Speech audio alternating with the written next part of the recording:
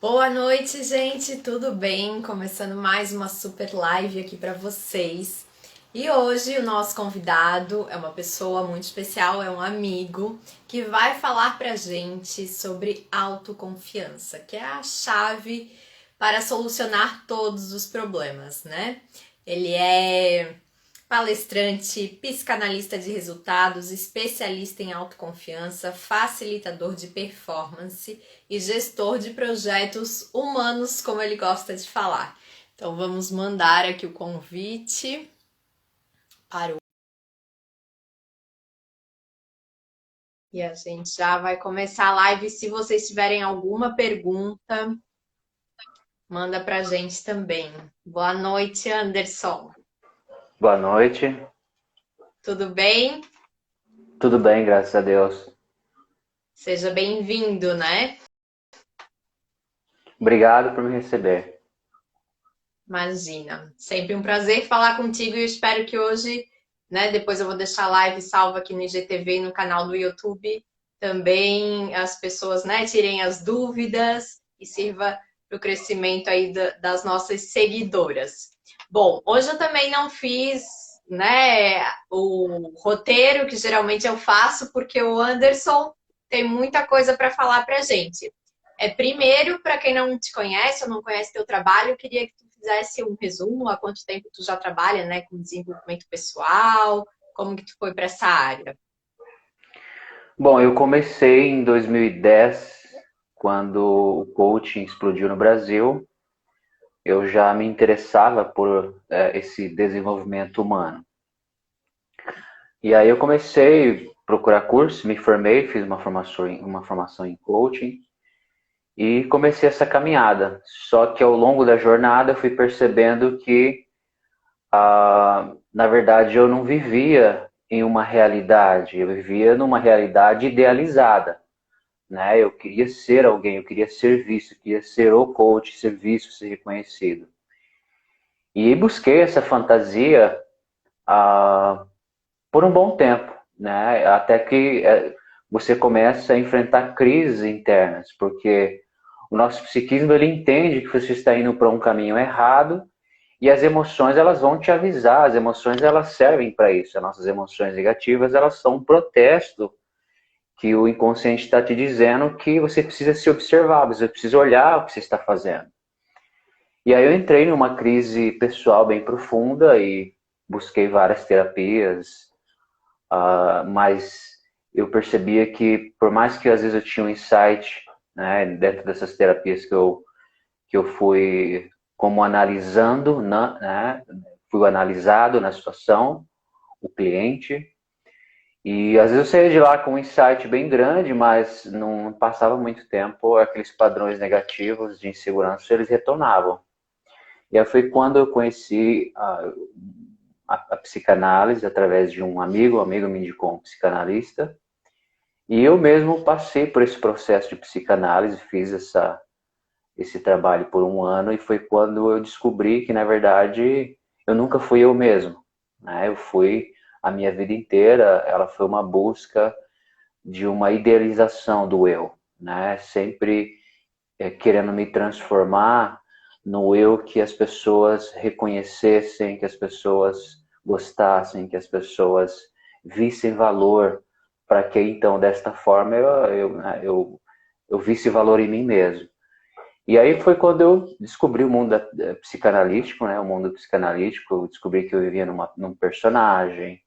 E aí essa profundeza de estrutura me encantou muito.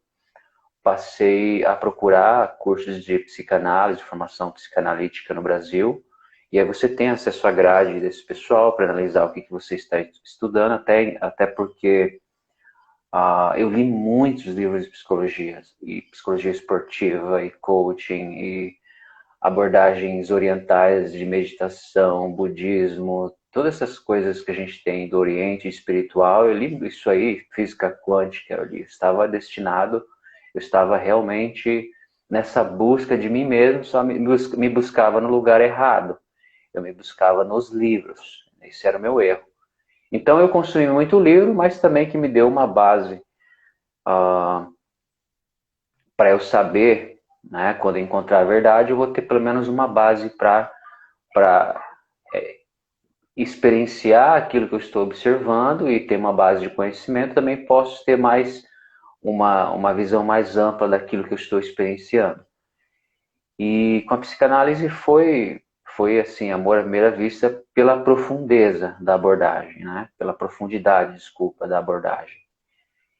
E aí eu não achei nada no Brasil que realmente que me brilhasse os olhos. Eu encontrei uma instituição canadense, Center for Transformation, e o curso deles me encantou muito porque, além das aulas práticas, a teórica, os livros que você tem que ler, a parte analítica, ela era muito forte. Os deveres de casa, para você ter uma ideia, eles me passavam sessões onde o psicanalista está fazendo uma sessão com o cliente para que eu fizesse a análise desse analista, né? Então eu vou analisar a análise do analista. E aí eu faço a minha análise do analista, envio para eles, para que eles possam fazer a análise da minha análise da análise do analista. Nossa! Então é um curso muito completo e é um curso que facilita muito você trabalhar com transformação. O que é essa transformação? É trazer o indivíduo para um eu que ele inventou, para um eu que ele está tentando ser, para o eu que a sociedade moldou para isso, os pais moldaram ele para esse eu, mas na maioria, 99% das pessoas, não é exatamente a referência intrínseca real desse indivíduo. É uma referência inventada, é uma referência criada pelo indivíduo, no desejo de ser visto, desejado, respeitado E pelo aceito. social. Isso, pelo social. Então isso é muito forte na gente, porque lá nas cavernas, se você não era gostado, você era excluído, você ficava fora do grupo. Né? A não ser gostado era uma sentença de morte, porque não ter a aprovação do grupo é você ser exilado. E você ser exilado numa floresta e ficar sozinho à deriva de predadores era uma sentença de morte. Então nós carregamos isso no nosso DNA e isso é praticado aqui de forma inconsciente no mundo que a gente vive também. Então fiz essa formação de análise e hoje eu pratico esse movimento que é essa facilitação, eu sou um facilitador de performance, né? Eu sou um indivíduo, o que é a performance? A performance é a experiência que o indivíduo tem diante dos desafios.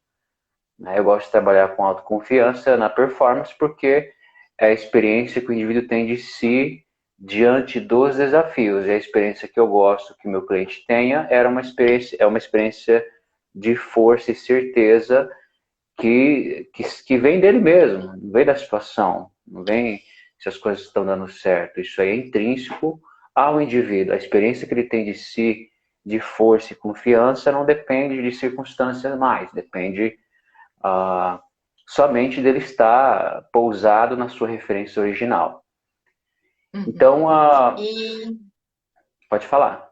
e tem hoje até bastante, né, vamos dizer, preconceito ou dúvida, porque como toda área, o coaching, né, quando se fala, tem os profissionais bons, tem aqueles, né, que deixam a desejar, e aí tu prefere já nem usar esse título, vamos dizer, de coaching, é mais relacionado à performance mesmo. Como é que tu analisa, assim, esse mercado? Como qualquer mercado, existem profissionais bons, medianos e ruins. E o coaching, ele teve esse boom porque foi uma oportunidade das pessoas serem autônomas, né? Ter uma própria empresa e sair do emprego e etc. Só que a maioria dessas pessoas que saíram desses empregos para buscar um empreendimento dentro do coaching, elas não parte de uma situação onde elas se resolveram, onde elas olharam para si, né? Não, eu vou fazer isso, eu estou preparado. Eu já lidei com meus conflitos internos, estou seguro de mim, sei quem eu sou, e me aceito, e etc. Eles não partem dessa direção, eles partem da direção de um sonho, de empreender, igual o Uber, né? Dá a oportunidade de você ser dono do seu próprio nariz. Só que a maioria dessas pessoas, elas não duraram no mercado. Hoje não duram. 90% desse pessoal aí não vai a lugar nenhum, porque para você realmente performar, você precisa ter o seu dever de casa já concluído, pelo menos grande parte dele.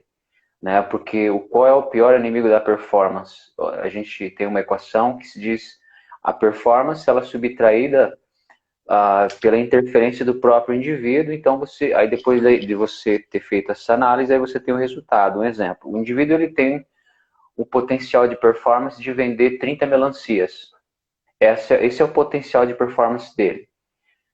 O P menos o I de interferência. Bom, ele tem potencial de vender 30 melancias, porém a interferência que vem dele mesmo, os medos, a ansiedade de falar com o cliente, insegurança, isso aí vai subtrair a performance dele, e aí você tem, no final da equação, esse cara vendendo 15 melancias. Por quê? Porque ele tem o potencial de performance, mas tem a subtração da interferência individual dele mesmo.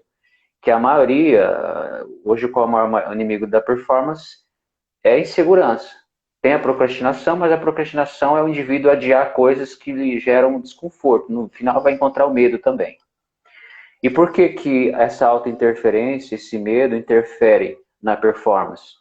Porque o indivíduo ele precisa reunir forças para reprimir os medos dele, para ficar combatendo os medos dele, e ao mesmo tempo ele tem que correr atrás da máquina, fazer as coisas acontecerem, resolver os problemas circunstanciais, lidar com a turbulência. Então ele vai ter que fazer duas tarefas ao mesmo tempo. Ele vai ter que reprimir aquilo que ele sente, lutar contra aquilo, para que aquilo não cresça demais e o engula, e ao mesmo tempo ele precisa performar. E o indivíduo que se divide para fazer essas duas coisas ao mesmo tempo é um indivíduo dividido, fragmentado. Então é um indivíduo que perde completamente a força. Então eu, como um facilitador de transformação, um especialista em autoconfiança, um facilitador de performance, o que eu faço é ajudar o indivíduo a ter a sua força, a sua confiança, a sua experiência de si mesmo intrínseca na própria identidade dele. Porque aí ele não tem mais conflitos internos, aí logo o potencial dele pode ser explorado ao máximo. Então ele vai expressar esse potencial na força máxima, porque não existe mais medo, vergonha, todas as tensões, todo o material do inconsciente desse indivíduo que fica latente na hora que a coisa pega fogo, né? Que fica latente esse material, esses medos o absorvem, né? E ele fica pequeno. Então eu vou dar um exemplo mais prático. Um cliente meu começou agora a fazer um trabalho comigo, ele passou por um processo na Gerdau para trabalhar na área comercial, e aí quando ele chegou na reta final, tinha lá ele mais 10 indivíduos, e aí foram chamados numa sala e achou que ia fazer uma entrevista individual, e na verdade a entrevista era na frente de todo mundo. E aquilo, na hora que ele viu que a entrevista era na frente de todo mundo, aquilo ali ele já ficou tenso, ele já ficou, né, ele já diminuiu, ele desestabilizou, ele foi deslocado, já ficou deslocado, acabou a performance dele. E aí na hora dele sentar para falar com o entrevistador, o nervosismo, ele falava que não é uma metralhadora, não escutou nada, ou seja, ele ficou fora de si, né? Então a performance dele era uma, porém os medos, essa interferência pessoal dele diminuiu, aí a gente teve um resultado. Então agora a gente está reconstruindo isso aí, refazendo, para que ele não passe mais por essa situação, ele consiga expressar a performance dele na força máxima de forma definitiva. Aí acabou, então, perdendo um processo importante por essa questão ali da insegurança. Exatamente. Isso é muito comum em qualquer negócio. Não só no negócio. Performance não é só nos negócios, é performance na vida. Performance no relacionamento, performance social. Se eu tenho vergonha de falar em público, se eu preciso falar em público e eu sinto tensão, significa que o meu processo interno ficou latente e ele está requerendo a minha atenção. Então eu vou ter que reprimir isso para esse material não vazar e todo mundo ver que eu sou inseguro, vai ser uma vergonha na frente de todo mundo. Então eu preciso fazer uma força absurda para reprimir esse material e ao mesmo tempo lidar e falar com o público e performar. Só que fazer isso dividido, né, é muito difícil. Então o trabalho que eu faço é dissipar essa interferência para que esse indivíduo, toda vez que você dissipa você desconstrói, o indivíduo se cura, e esse material do inconsciente dele, ele se dissolve, essa energia que era gasta com repressão e luta, ela é represada, ela é creditada, né? Antes era débito, agora é crédito na conta energética de possibilidades de personalidade desse indivíduo. Então ele tem uma expansão de personalidade graças a essa energia que não está mais sendo gasta em luta e repressão desses sentimentos, desses materiais. Então ele vai ficar inteiro para a situação e gigantesco, porque não há mais nenhum conflito que o segure agora. Então é isso que a gente faz, é esse trabalho de dissipar a interferência individual do indivíduo. Como que eu sei que eu estou tendo interferência? Você vai observar em áreas diferentes da sua vida. Às vezes em relacionamentos, às vezes na empresa. É muito comum, em negociações, você percebe isso, é muito claro. Quando o vendedor ele tem a interferência dele ainda atrapalhando ele, o cara que vai negociar, e aí ele olha o comprador como uma solução dos problemas dele financeiros. E aí o que vai acontecer? Quando ele abordar esse comprador, ele automaticamente transfere para esse comprador uns símbolos de autoridade, porque ele tem o dinheiro. Eu preciso dele. E quando ele faz isso, automaticamente o comprador vira a autoridade dele e ele fica pequeno, ele fica a criança precisada da situação. Né? Então, isso é uma auto-interferência. Então, o ideal, na verdade, é que esse indivíduo ele precisa observar esse material, ele precisa olhar para ele, né, com carinho de verdade, olhar para si, se observar esse trabalho que a gente faz. E aí, quando ele abordar o comprador, ele é o rei. Por que ele é o rei? Porque é ele que tem um recurso a oferecer. O cliente precisa dele. Mas para ele ter esse status de imperador, que é eu que tenho um banquete a oferecer, é eu que estou aqui para agregar valor, é o cliente que precisa de mim. Porque eu estou aqui para agregar valor e ajudar o cliente da melhor forma. Então, para eu realmente passar isso com certeza para o meu cliente, para eu fazer essa transferência para o cliente, para o comprador, sem esforço, de forma suave e fluida, eu preciso, né, ter resolvido esses medos. Então, esse trabalho que a gente faz para que esse indivíduo realmente exerça, no caso das vendas, ele exerça uma performance fluida, tranquila e principalmente coesa. E onde ele se coloca, eu não sou autoridade no meu comprador, eu sou minha própria autoridade. Aí eu não tenho mais medo da outra autoridade, eu já sou autossuficiente. Então é mais ou menos por aí que a gente trabalha. A gente chama, tem 2 estados que vão deixar bem claro onde é que você tem material no seu inconsciente para observar. Ou você está no estado regressivo, que é quando você está sob tensão, pressão, ansiedade, preocupação, apatia. Isso é um estado regressivo. Eu vou dar um exemplo. Aquele meu cliente que passou na peneiragem lá da Gerdau e chegou na hora, ele viu que a entrevista era na frente de todo mundo, aí então, automaticamente ele entrou no estado regressivo, de tensão, de um estado de impotência, de infantilidade, de fraqueza. Isso é um estado regressivo. A gente podia marcar uma palestra só falando dos estados regressivos, que são muitos, são variados. Sim. E o outro estado é o estado executivo. O estado executivo, o indivíduo, ele emana força e confiança, e não é uma força e uma confiança que é fabricada. Ela é uma força, uma confiança que é intrínseca à referência, à identidade desse indivíduo. Então ele opera no estado executivo, e aí as coisas, o mundo realmente funciona para esse indivíduo, porque ele tem um outro olhar para os desafios. Ele traz uma outra consciência para os desafios. Então o indivíduo que está sob turbulência, mas ele traz consigo a sua força intrínseca, ele não vai ter problema nenhum de transcender a turbulência, porque ele tem um olhar mais profundo das situações. Ele tem uma maneira, um manejo de criar recursos, a energia, a fala dele emana a verdade. Então, quando ele vai falar com alguém, A fala dele é muito forte, é penetrante, porque vem de dentro, vem do eu mais profundo dele. Então ele emana a verdade, ele tem poder por isso. E é sem esforço, né? Não é fabricado, não é sintético. E aí o estado regressivo, né? Eu dei um exemplo desse meu cliente que, a hora que viu que ele ia ter que praticamente falar em público e se apresentar e mostrar que é bom o suficiente na frente de todos os vendedores.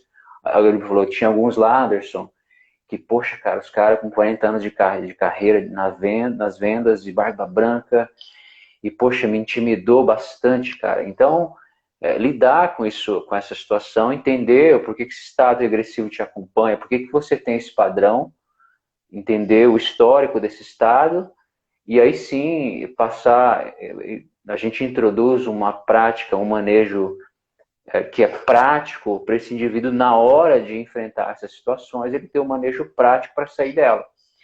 Uma coisa que é muito comum, que é um estado regressivo, você vê, é muito comum em casais. Você pode perceber que o casal, quando um fecha a cara, o outro é atingido, o outro é afetado.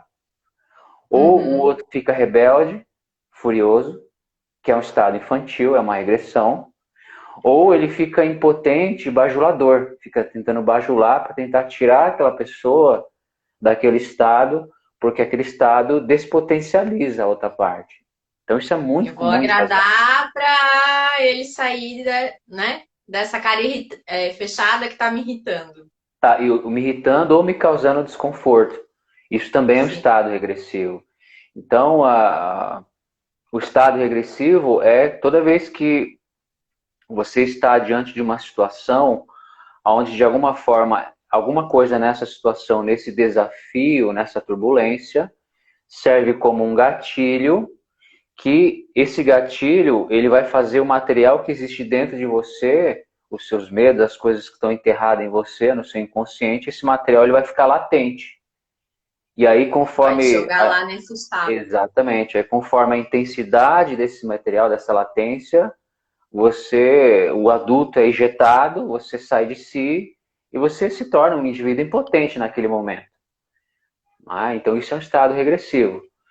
A regressão, esse estado regressivo, ele é inerente a todos os seres humanos, mas a diferença é que algumas pessoas elas já conseguem reconhecer quando estão no estado regressivo e depois sair desse estado regressivo. Um estado regressivo que é muito comum para quem empreende e está passando por dificuldades financeiras é uma sensação de aperto, de falta, aquela sensação de aperto, de tensão, de falta, porque falta financeiro para ele. Aquilo começa a consumir aquela sensação, aquele estado de falta, de necessidade, e aí ele tem que lutar contra isso aí e tentar fazer a coisa acontecer, mas esse manejo dele de se dividir, de estar lutando contra esse material, contra esses sentimentos, para que isso não cresça demais e ao mesmo tempo fazer o negócio acontecer, faz com que ele se divida e aí ele fica nesse meio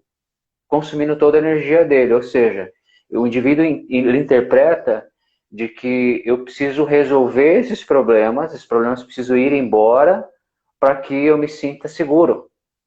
Essa é a interpretação que esse indivíduo tem. E é completamente errônea.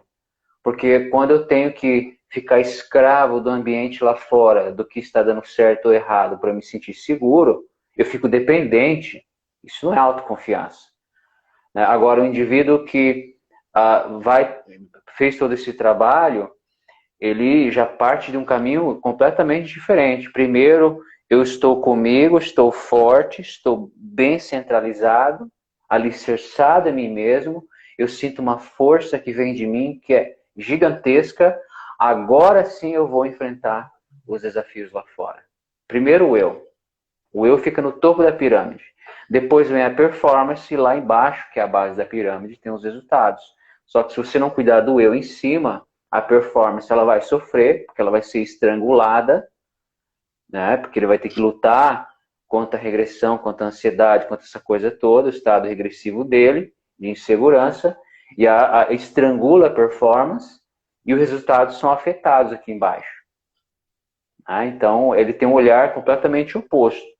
Primeiro eu estou fechado comigo, com a minha força, que é intrínseca a mim.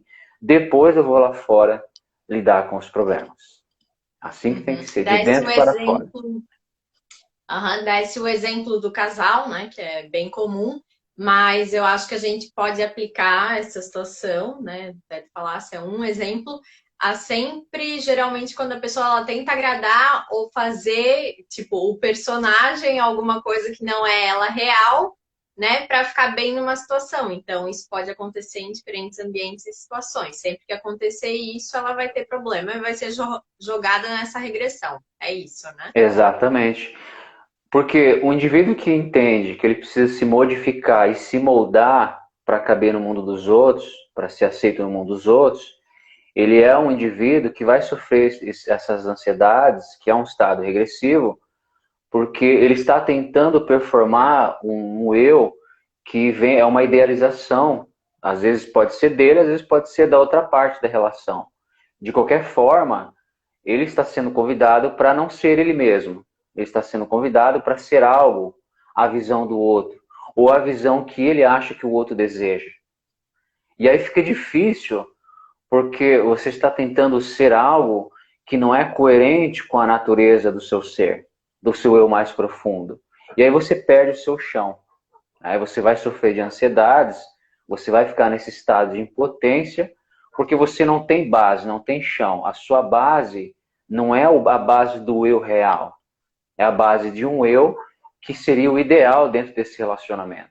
Isso é muito comum, muito comum. Uhum. Então, só para explicar melhor aí, que a gente vai falar dos dois estados da performance, né? O regressivo e o executivo. O executivo, então, a pessoa está em pleno fluxo, é energia, tem o magnetismo, as coisas acontecem, é aquele assim, meu, para esse cara tudo acontece. É para essa pessoa, então. Isso é a experiência que o indivíduo tem de si mesmo, de força, certeza e confiança absoluta.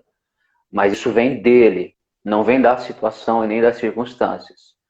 O estado regressivo é um estado, é uma sensação, é um sentimento, é um estado de insegurança, é um estado de ser de insegurança, que se manifesta em ansiedade, estresse, essa coisa toda. Apatia. Exatamente. Por que apatia? Porque o indivíduo ele evita fazer alguma coisa dentro daquela área, ou fazer aquela atividade, ele vai adiando, adiando, porque ali existe alguma coisa que gera desconforto nele. Também vai, resumindo, a procrastinação é medo. Procrastinação é medo. Então, o estado regressivo é quando o indivíduo ele está despotencializado. Ele está tentando resolver os problemas para que essa sensação de impotência ela vá embora, que a insegurança e os medos vão embora se o dinheiro chegar. Junto com o dinheiro ou com o relacionamento, vai chegar a segurança, vai chegar a, nossa, eu sou alguém importante. Mas não é assim que funciona. E se ele tem esse olhar para a vida, de que eu tenho que resolver os problemas e as coisas precisam dar certo para eu me sentir feliz, digno e confiante, ele é dependente, ele é uma pessoa, ele é um ser faltante, porque ele precisa da extensão dele mesmo, que está no mundo externo, em coisas, parafernália, dinheiro, pessoas, ele precisa usar dinheiro e pessoas como subterfúgio, como uma fuga da insegurança dele. Agora, o indivíduo que vive no estado executivo, ele já tem tudo. Aí não lhe falta mais nada, porque quando você tem a experiência de si mesmo, você tem a sua própria experiência e a sua força vindo da sua própria referência, nada mais importa. Você já não tem mais aquele apego, aquela insegurança de perder coisas, porque você já possui a si mesmo. Aí você deixou de ser um ser faltante porque você possui a si mesmo. Então, quando você possui a si mesmo, nada mais lhe falta. E aí sim, a sua operação, o seu engajar com a situação, ou com o problema, ou com a turbulência, ele é diferenciado, ele é coeso, ele é forte, porque você possui a si mesmo. Você não está performando a partir de um ser faltante. Você está performando a partir de um ser integrado consigo mesmo. E aí fica mais fácil de resolver os problemas e ter resultado consequentemente. E os problemas se tornam um passeio no parque. A situação, o mercado, pandemia, seja qual for, o indivíduo que parte de uma execução que vem do eu executivo, do eu real dele, desse estado de ser executivo, que é uma experiência de força e segurança, os problemas, as situações externas, as turbulências se tornam um passeio no parque. Uhum. Bom, falasse ali sobre as interferências, né? Que pode afetar a autoconfiança, os negócios. Queria que tu explicasse um pouquinho mais, tipo, que nem tu falasse, a pandemia, às vezes a situação financeira, uma briga, né, familiar ou com os amigos, qualquer coisa desestrutura essa pessoa, né? Deixa ela abalada e aí acaba afetando todas as áreas. Como que essas interferências externas, né? Eu acho que principalmente desde que a gente é criança, né? Vai aprendendo coisas com a sociedade, com a família, conceitos que às vezes não são nem nossos, mas a gente acaba absorvendo aquilo, né? E aí como ir se livrando ao longo do tempo para chegar nesse indivíduo aí, sem um trabalho para autoconfiança, não tem como? É muito comum as pessoas buscarem a si mesmas em livros, em cursos de desenvolvimento pessoal e etc. E aí essas pessoas, elas adquirem ferramentas, adquirem uma série de recursos. Porém, essa integração, esse trabalho para o indivíduo chegar nessa experiência do eu dele intrínseco, do eu confiante, do eu realmente que pode oferecer para ele uma vida de verdade, o indivíduo não há como achar isso nos livros e nem em curso. Isso é subtração.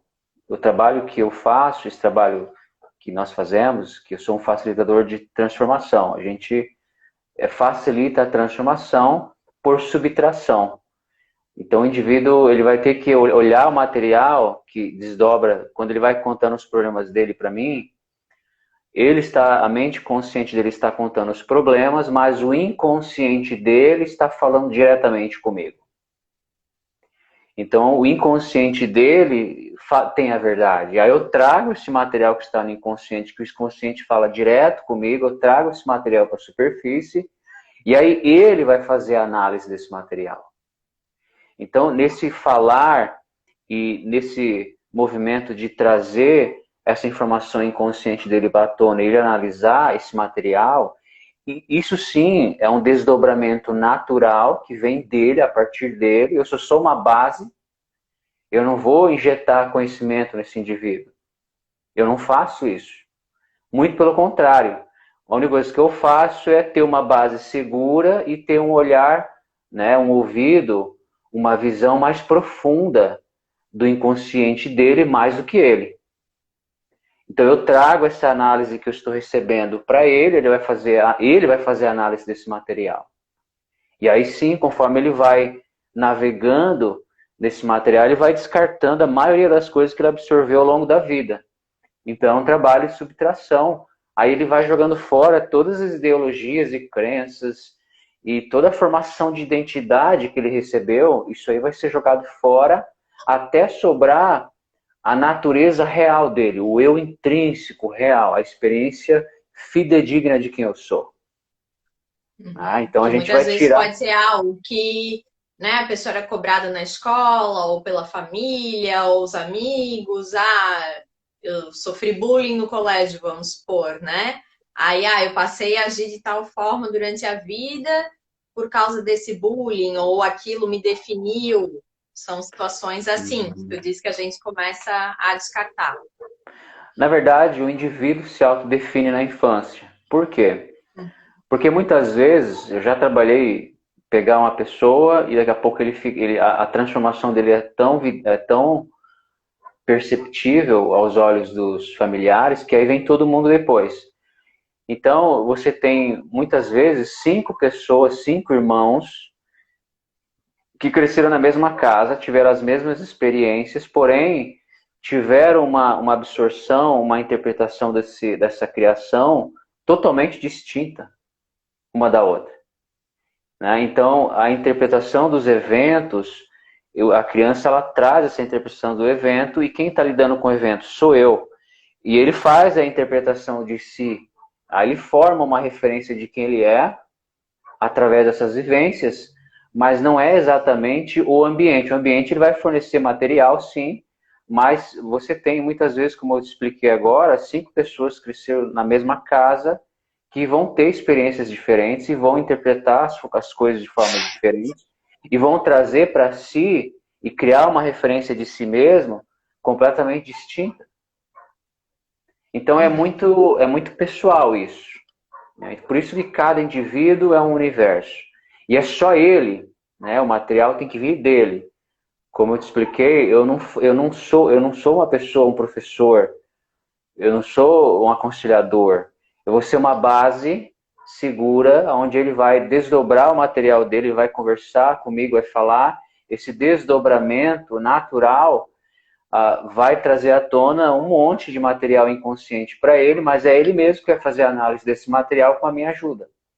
E essa integração desse material faz uma revolução na estrutura de identidade do indivíduo, aí sim ele vai ser possível ele expressar a sua autoconfiança verdadeira e com força máxima, a partir dessa reestruturação.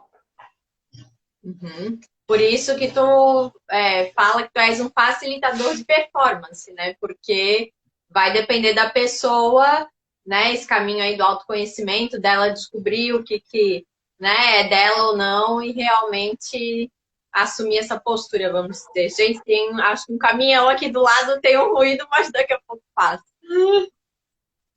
Sim, então eu sou só um facilitador. Muitas pessoas chegam para mim, elas já estão perdidas, elas já estão num processo de não se reconhecerem mais.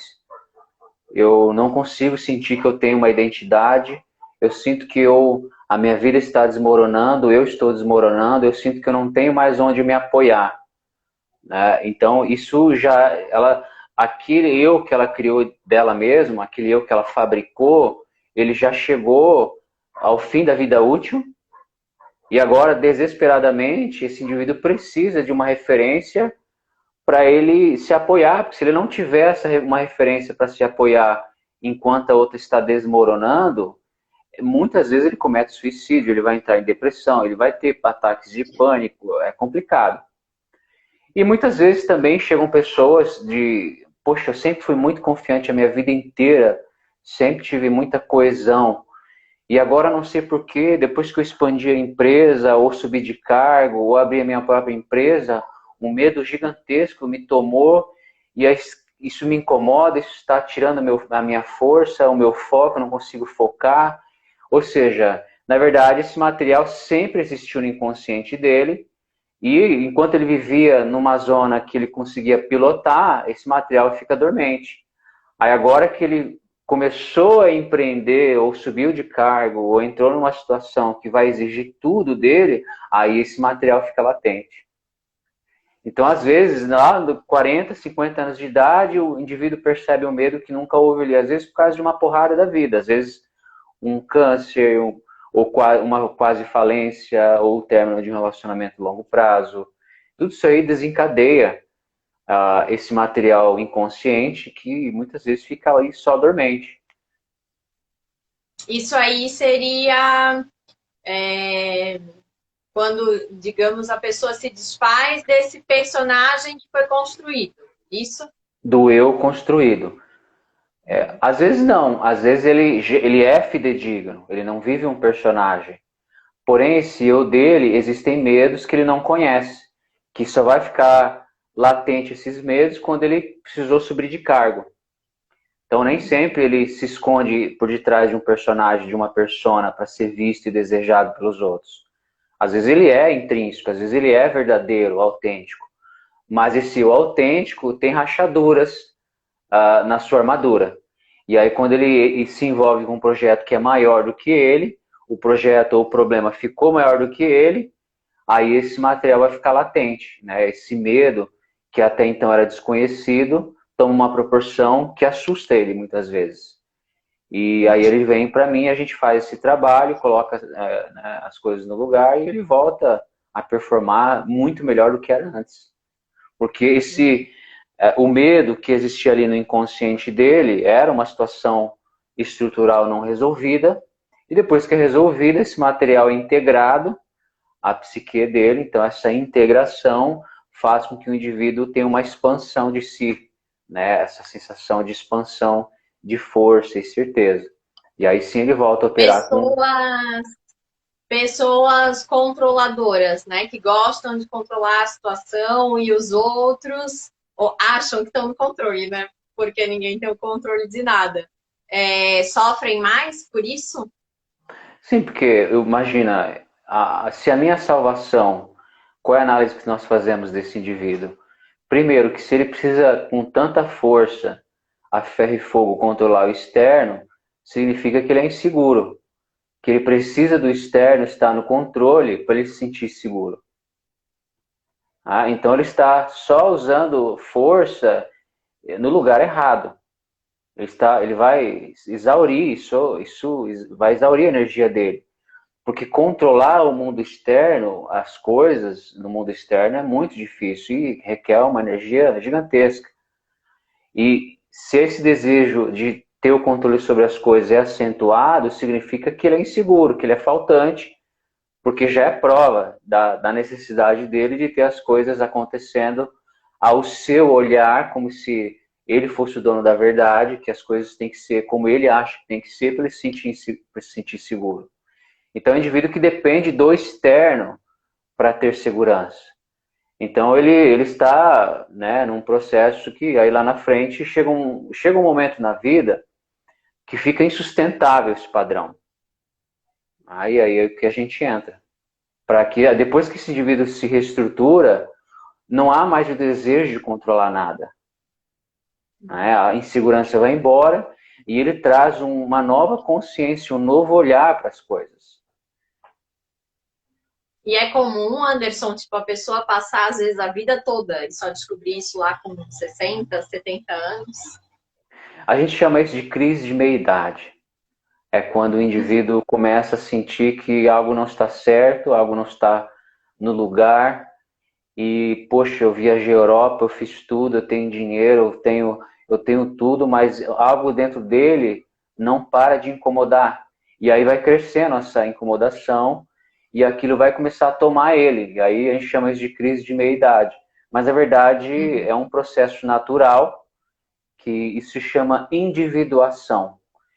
Que existe uma parte desse indivíduo que foi ocultada, reprimida a vida inteira e que agora ela quer vir à tona. Ela vai romper e vai vir à tona e ela vai fazer a maior força do mundo para vir à tona e o indivíduo também vai ter que fazer uma força grande para que isso, né, não fique grande. Então aí começa esse conflito, a gente chama esse conflito de crise de meia-idade.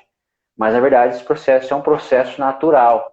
Ele se chama individuação, que é um processo que o indivíduo ele passa por esse processo de individuação para se tornar o indivíduo que ele deveria ter sido lá atrás, para se tornar um indivíduo real e original, dentro da sua originalidade, para expressar o eu original dele, que parte desse eu, ou ele todo, foi sufocado a vida inteira, para ser o Então, na eu que ele verdade, para ser o eu que ele tentou fabricar e mostrar para o mundo.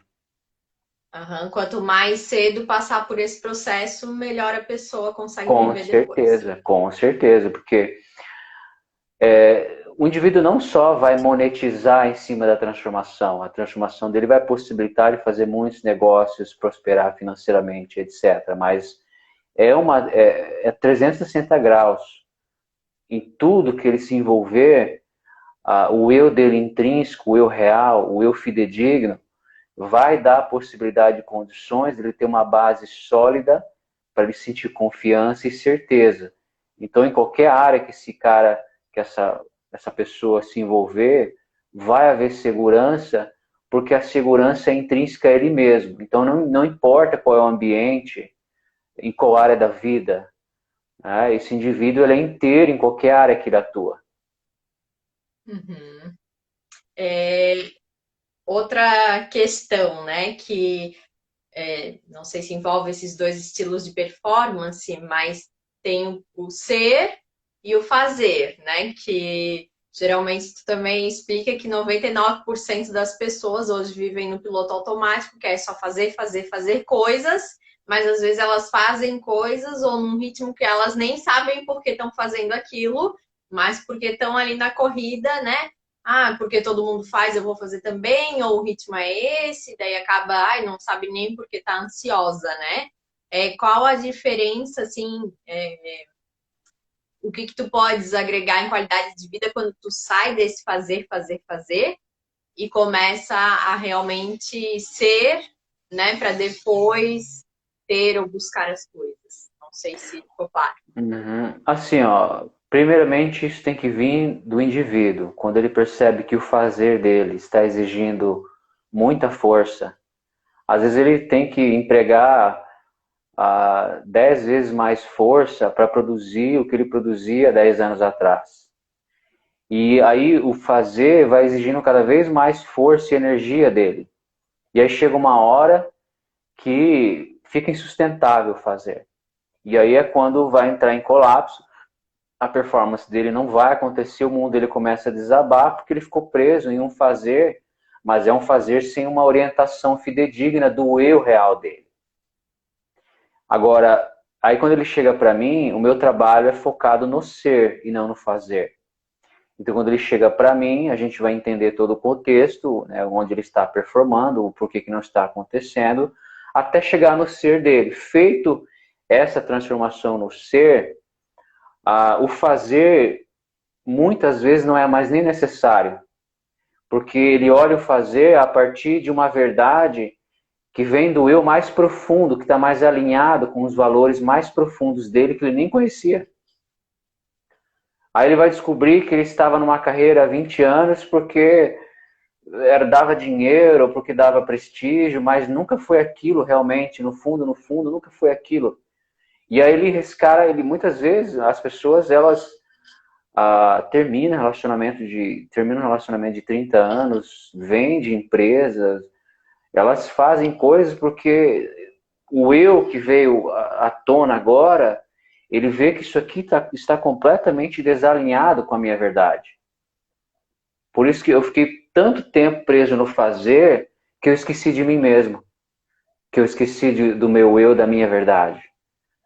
Né? Então é muito comum. O fazer é uma tentativa do indivíduo de consertar, de resolver os problemas, para que a insegurança, o sentimento de impotência e o estresse, essas coisas todas vão embora. Ele acredita que é através do fazer que a vida dele vai ser construída, que os problemas vão ser resolvidos.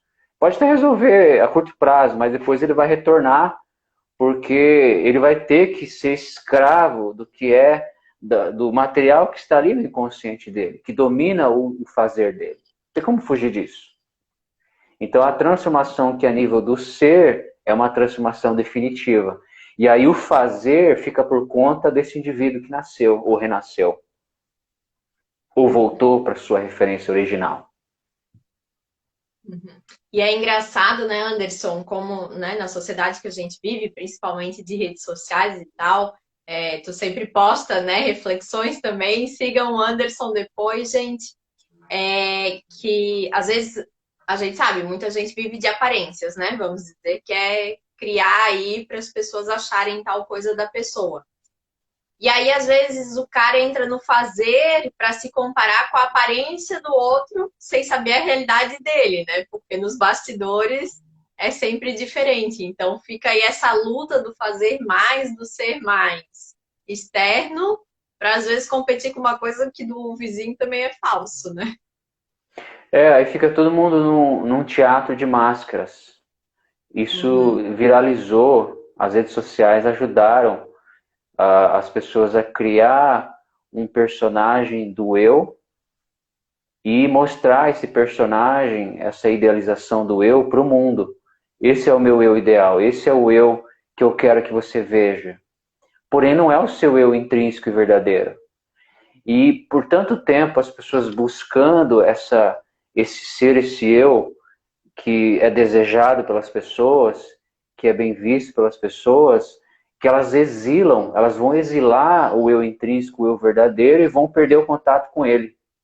E aí, com o tempo, ela vai precisar do eu verdadeiro, só que está exilada, ela já não consegue sentir mais a sua referência original, te dando base, sustentação.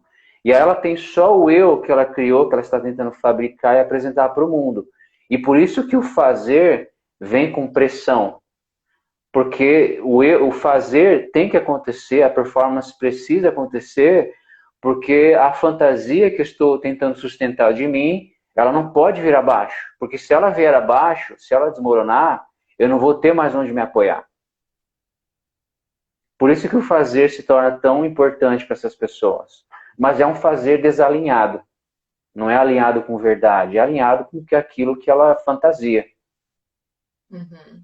E aí tem muita gente também, às vezes, né, se ofende com um comentário, com uma foto, com a postagem do outro, se o outro não deu bom dia, aquilo, meu Deus, é o fim do mundo, né? É um Mas é estado porque regressivo, estão sim. colocando no externo, né, essa Isso. necessidade aí delas.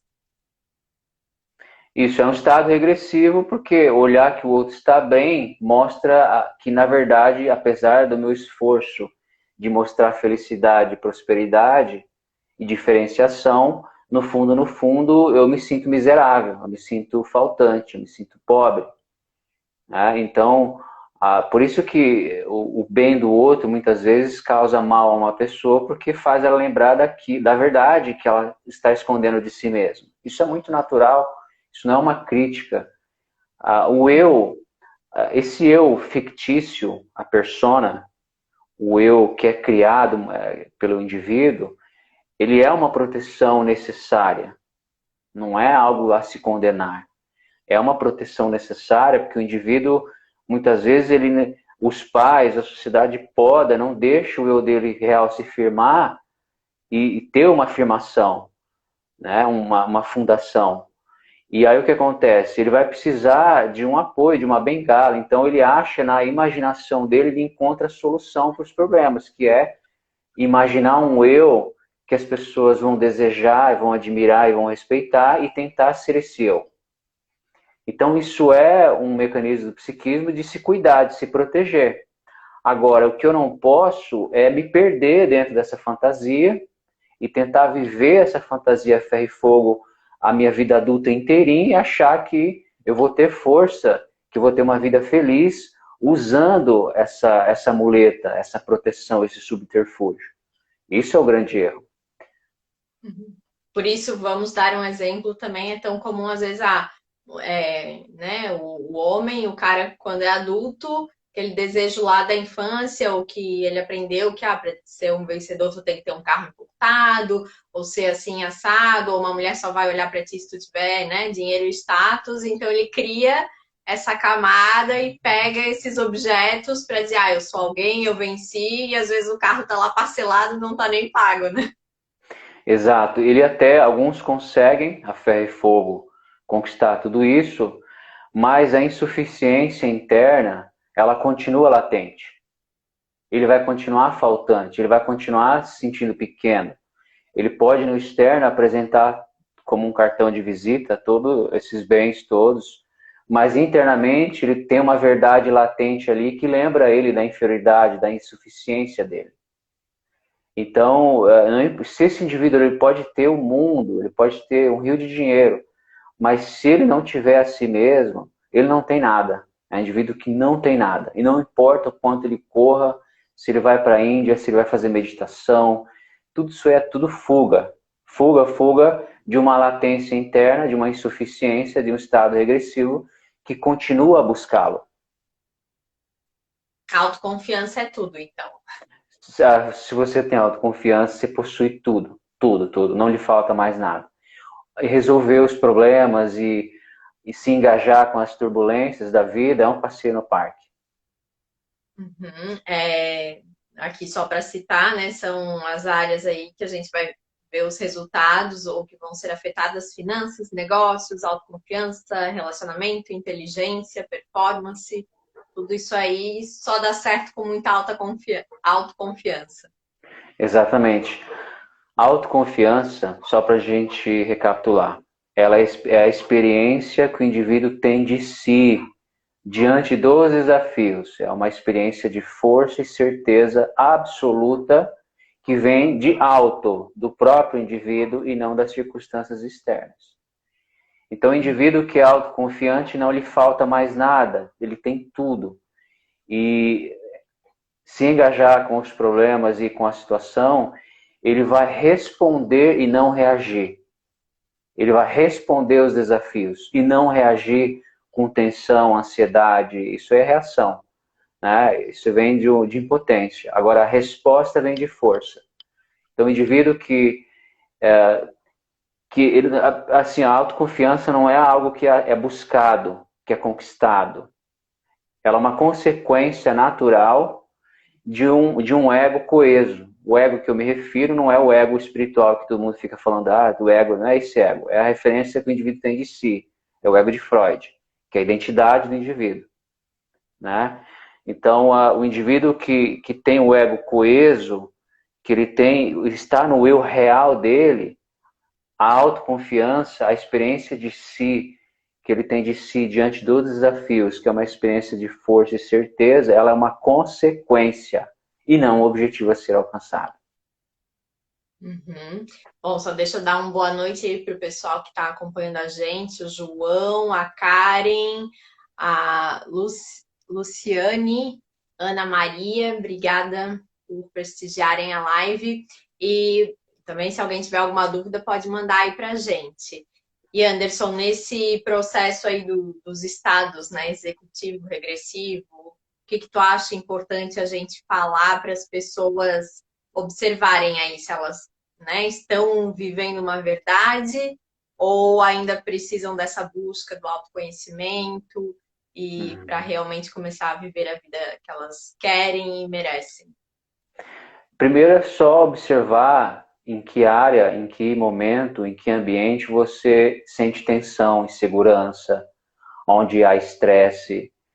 Tudo isso aí é um chamado do seu inconsciente, é um protesto que vem do inconsciente dizendo para você, olha, você precisa olhar para mim porque existem coisas importantes a serem observadas.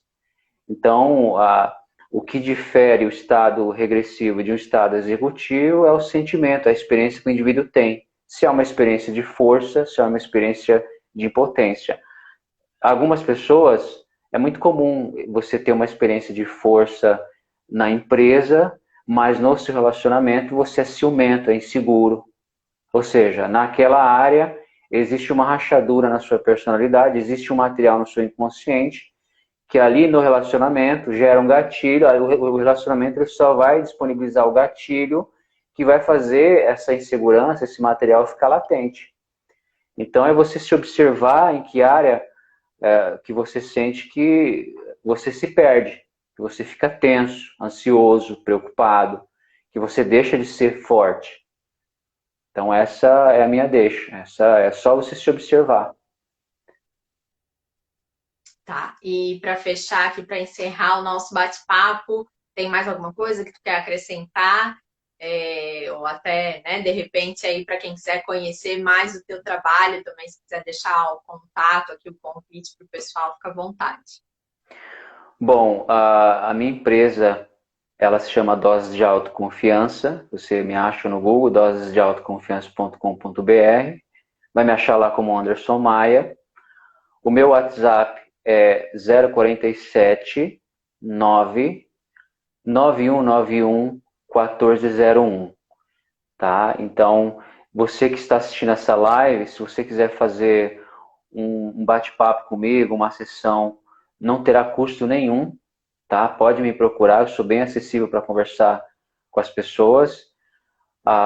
E você vai ter uma sessão comigo sem nenhum custo, é uma sessão avaliativa, onde nós vamos fazer uma análise profunda para examinar onde é que falta força para você, onde é que você sente que a sua vida não sai daquele ciclo, você não consegue romper aquele ciclo e realmente fazer a sua vida acontecer, a sua performance não só nos negócios, na vida financeira, nos relacionamentos.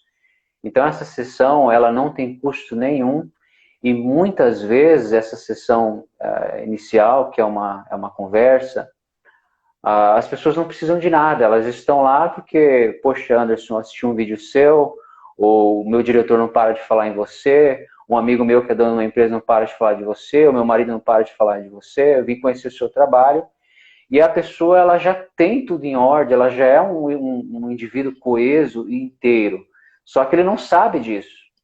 E aí ele não sabe que a força dele realmente é real. E aí muitas vezes ele precisa de um carimbo, de um especialista para falar, poxa, nossa, eu posso agora descansar para o resto da minha vida que nada mais me derruba.